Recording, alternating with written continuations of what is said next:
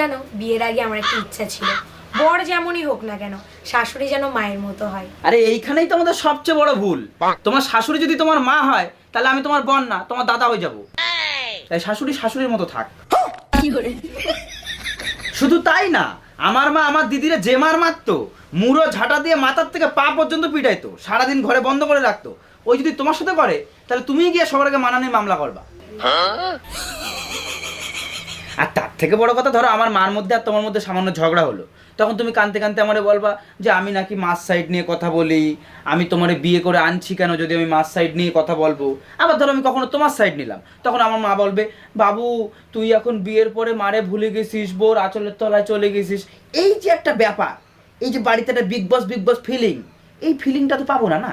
তাই শাশুড়ি শাশুড়ির জায়গায় থাক, মা মার জায়গায় থাক, মার কোনো বিকল্প হয় না। তুমি কি সিরিয়াল দেখা শুরু করিছো? না, সেই দিক দিয়ে আমি পুরোপুরি সুস্থ।